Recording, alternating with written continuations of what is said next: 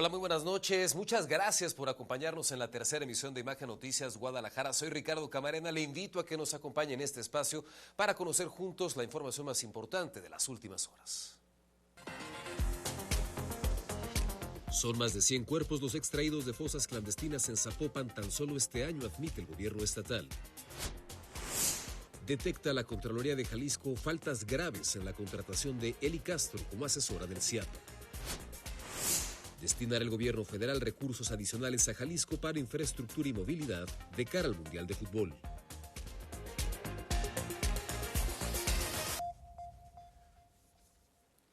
Las estadísticas pueden resultar frías, sobre todo cuando detrás de cada cifra hay una historia, hay una tragedia o hay una familia destrozada. Sin embargo, las estadísticas también son útiles para dimensionar, por lo menos desde cierta perspectiva, en dónde estamos parados. Hoy el gobierno de Jalisco dio a conocer que tan solo este año, tan solo en Zapopan, se han extraído más de 100 cadáveres y restos humanos de distintas fosas clandestinas. Hoy, la fiscal especial en personas desaparecidas, Blanca Trujillo, desglosó las cifras para revelar cuántos restos humanos han sido extraídos de fosas clandestinas en las que se trabaja o se está trabajando recientemente. Camino a las agujas nos mantenemos en 62 víctimas, 26 de las cuales ya se encuentran preidentificadas y seguiremos trabajando de la mano del Instituto Jalisciense de Ciencias Forenses para la identificación humana del resto de personas fallecidas que nos hacen falta. De la misma manera, Arroyo Hondo se mantiene en 15 víctimas, con 7 de ellas preidentificadas. De la misma manera, seguiremos trabajando en preidentificar al resto que nos falte. Y la que ustedes conocen como Nextipac o Rural, que se encuentra en Zapopan, también nos seguimos manteniendo en 16 víctimas, con 5 preidentificadas. Y a estos números habría que agregar 16 cuerpos más extraídos de una fosa en Arenales Tapatíos. En total, 109 cadáveres, lo que evidencia, más allá de si Jalisco hoy es o no primer lugar nacional en desaparecidos, evidencia indiscutiblemente la gravedad del problema y la deuda histórica, sistemática que tienen las autoridades para con la sociedad. A propósito justo de este tema, esta noche queremos presentarle a usted la historia de Alejandrina Orozco, que buscaba a su hijo desde hace ya 10 años. Encontró parte de su ropa en el rancho Izaguirre, pero los restos que le entregó la fiscalía no corresponden 100% a su hijo.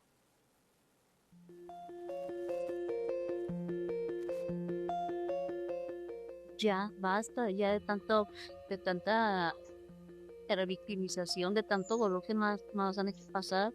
Esto no es para nosotros las familias. El calvario no termina para Alejandrina Orozco. Incompletos y revueltos con los huesos de otras personas, es como pretendían entregarle los restos de su hijo. Pablo Gómez Orozco tenía 17 años de edad. Vivía en Tepic cuando desapareció en marzo del 2023. Salió a buscar trabajo, pero fue víctima de reclutamiento forzado del crimen organizado. Su mamá identificó sus zapatos entre las prendas halladas en el rancho Izaguirre.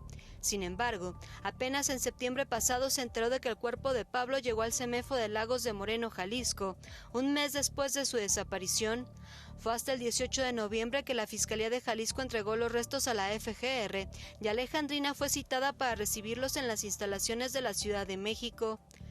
El odontólogo me dice que cómo hicieron las pruebas periciales, cómo sacaron los resultados. Me dicen que la mandíbula que forzaba a mi hijo no pertenece a mi hijo, ya que la mandíbula pertenece a una persona alrededor de 40 años.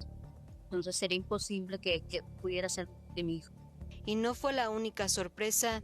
También me dicen que hay un huesito duplicado, que es parte de la pelvis, que dice que uno sí pertenece a mi hijo, pero el otro no. Esto derrumbó de nuevo a Alejandrina. Que no se vale porque esto que nos están haciendo vivir es una tortura constante a nosotros como familia, ¿no? Y algo indignante para mí. Por lo que pidió a la FGR realizar pruebas periciales a los cuerpos encontrados junto a su hijo. Si tú sabías, Ministerio Público, que no, la mandíbula no pertenecía a mi hijo, hubieras pedido a Jalisco los otros restos para hacer las pruebas periciales correspondientes y separar cada resto de cada persona, ¿no?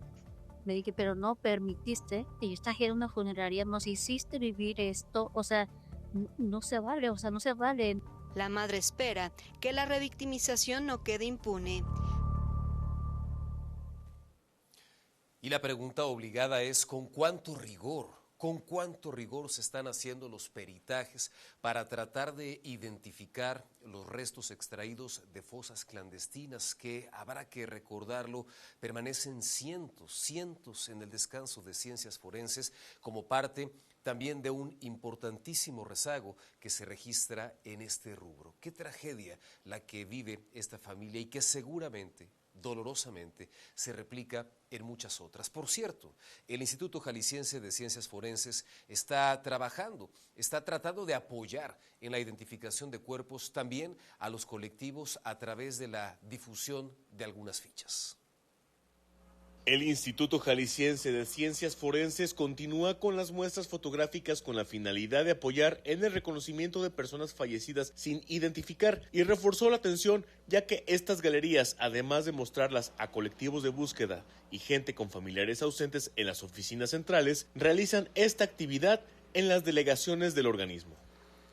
Durante este tipo de muestras se comparten imágenes de características individualizantes y pertenencias encontradas de personas fallecidas sin identificar, ya sea que hayan sido encontradas en algún sitio de inhumación clandestina, pero también, asimismo, de todas aquellas que ingresan al Instituto Jalisciense de Ciencias Forenses por diversas circunstancias. Explicó que la intención de estas muestras es que los familiares reconozcan características físicas como cicatrices o tatuajes, además de las prendas con las que ingresaron, y que todo esto sirva de guía para entregar los restos una vez que concluyan los procesos periciales. Que las acciones realizadas en la sede central del Instituto Jalisciense de Ciencias Forenses, a cargo de la Dirección del Servicio Médico Forense, el área de atención a familiares, la coordinación de atención a familiares, lleva 115 muestras fotográficas realizadas, en las cuales se han atendido a 1.032 personas registradas, 24 grupos de colectivos que han querido que se les dé de esa manera. Además, atendieron a colectivos que vienen de otras entidades como Ciudad de México, Nayarit, Guerrero, Tamaulipas, Veracruz, Estado de México, Aguascalientes y Michoacán. En cámara, Jesús Recio, para Imagen, Carlos Carrizales. Y hablando justo de este tema, hoy el fiscal del Estado, Salvador González de los Santos, informó que la Vicefiscalía de Personas Desaparecidas detuvo a dos policías municipales de Zapotlanejo por el delito de desaparición forzada. Detalló que las investigaciones arrojaron que los elementos interceptaron a una persona el pasado 8 de septiembre y presuntamente lo privaron de su libertad. Desafortunadamente ya fue localizado con vida, pero de acuerdo a los trabajos realizados por la Vicefiscalía, logró reunir los datos suficientes para solicitar la orden de aprehensión y ser detenidos estas personas. Quedan pendientes otras órdenes de aprehensión. Y esta noche es poca, francamente, la información que las autoridades han difundido relacionada con la desaparición de dos elementos federales de la que le platicamos a usted el día de ayer. Sin embargo, en diferentes puntos del área metropolitana de Guadalajara se han desplegado fuertes operativos de seguridad para continuar con la búsqueda de estos elementos.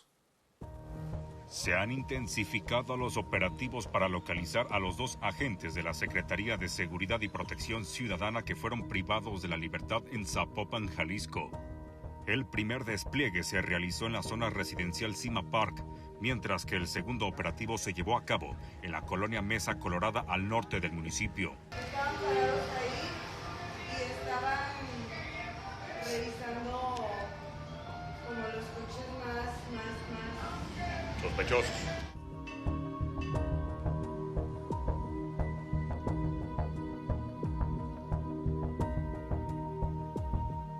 Cerca de la 1 de la tarde, fue notoria la presencia de la autoridad recorriendo algunas calles de esta colonia.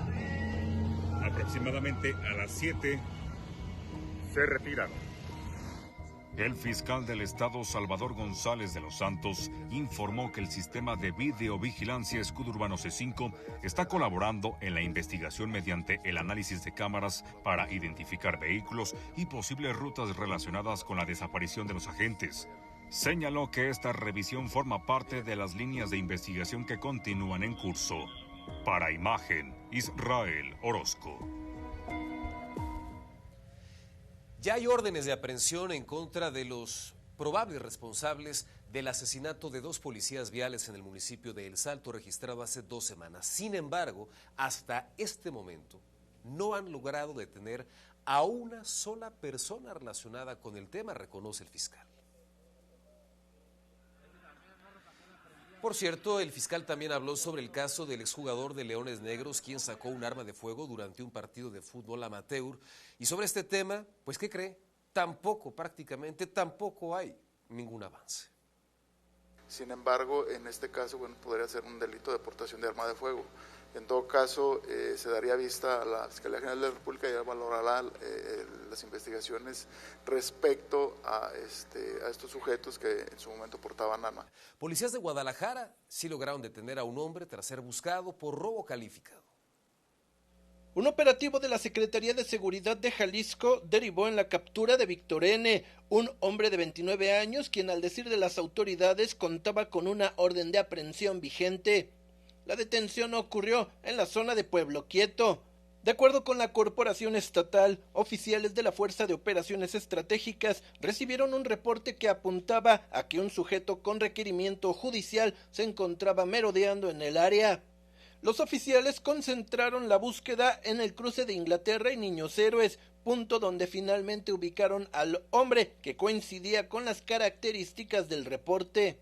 Sin embargo, al notar la presencia de los oficiales, el sospechoso intentó alejarse, pero los elementos le marcaron el alto y lograron detenerlo para verificar su identidad en la base de datos de Plataforma México, donde confirmaron que contaba con un requerimiento judicial vigente. Luego de que corroboraron que era buscado por el delito de robo calificado, Víctor N. fue asegurado y tras leerle sus derechos conforme al protocolo, fue trasladado al Ministerio Público para continuar con el proceso legal correspondiente. Informó para Imagen Alberto Mariscal. Un fuerte choque entre una patrulla de la comisaría de Tlaquepaque y un vehículo deportivo dejó completamente colapsado el tránsito sobre el bulevar Marcelino García Barragán. Este percance se registró a la altura de Río Atotonilco entre la noche y la madrugada, lo que derivó en el cierre de ambos sentidos. Testigos refirieron que el conductor de este deportivo habría circulado en sentido contrario y presuntamente bajo los influjos del alcohol, lo que provocó un corte a la circulación de la patrulla. Aunque esta versión no ha sido confirmada de manera oficial, trasciende que el conductor sería familiar de un funcionario, aunque hasta el momento tampoco existe alguna confirmación al respecto. Un camión de la ruta C64 provocó una fuerte sacudida entre sus pasajeros luego de que al circular por Pablo Neruda golpeara la rama de un árbol. Esto obligó al conductor a frenar de manera intempestiva y esto pues evidentemente hizo que cayeran algunos de los usuarios dentro de este camión. El saldo, 3 personas lesionadas, una mujer, por cierto, resultó la más afectada con posible fractura, mientras que el resto firmó su desistimiento a la espera de la valoración médica correspondiente para que la aseguradora pues asumiera esta responsabilidad. Esto que le platico, insisto, ocurrió en el cruce de Pablo Neruda y Alberta, en la colonia Providencia, en donde personal de emergencia acudió para brindar apoyo y revisar, por supuesto, las condiciones de todos los pasajeros. Mire, esta tarde, durante su comparecencia ante diputados como parte de la glosa del informe de gobierno de Pablo Lemus, la Contralora del Estado, Teresa Brito, informó que tras la investigación realizada a la contratación de la conductora de televisión Eli Castro como asesora técnica del CIAPA, se detectaron graves anomalías. Esta investigación fue caminando y encontrando severas irregularidades en la contratación particular a la que ya se han referido y nos hemos referido, al punto de llegar, como resultado de un procedimiento de responsabilidad administrativa, a determinar falta grave para los 4, tentativamente voy a decir, implicados en esta situación. Las faltas graves se van al Tribunal de Justicia Administrativa. Y cuando se refiere a 4 personas, se refiere a Eli Castro y a quienes inevitablemente tuvieron que ver precisamente con su contratación.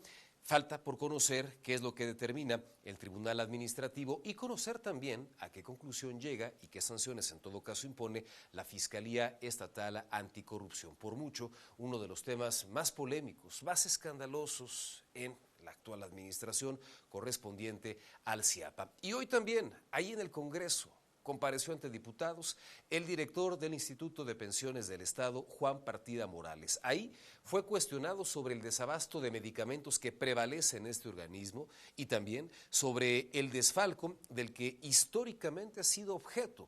El funcionario estatal afirma que en algunos casos, como las inversiones que se hicieron en Chalacatepec o las vías panamericanas, hay posibilidad de recuperar parte del dinero de los trabajadores, pero en otros definitivamente no.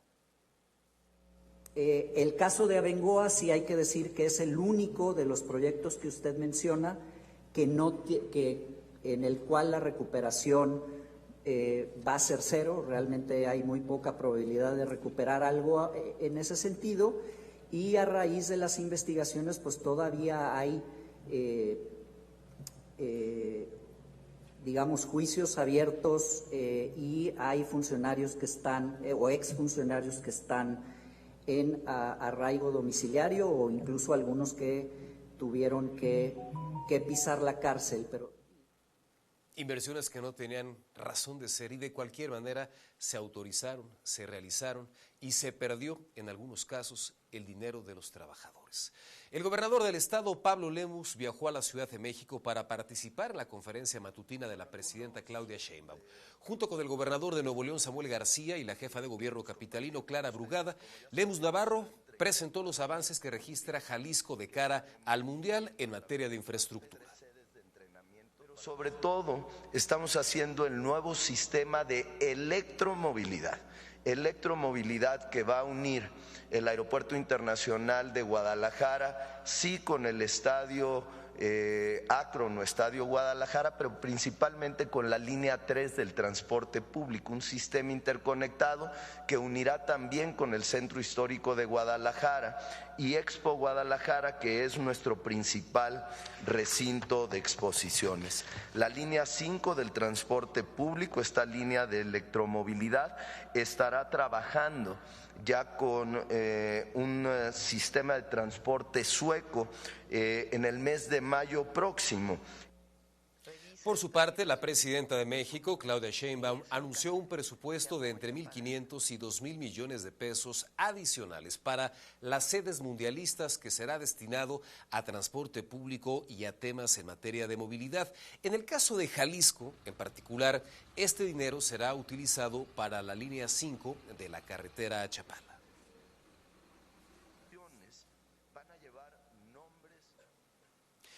Y miren, más información, permítame comentarle que hace apenas algunos minutos la Secretaría de Gobernación dio a conocer a través de un comunicado que se reunieron nuevamente con productores del campo, se reunieron también con algunos transportistas que mantenían bloqueos en ciertos puntos del país, incluyendo Jalisco, y acordaron instalar, ya sabe que con esto intentan arreglar todo, ¿no?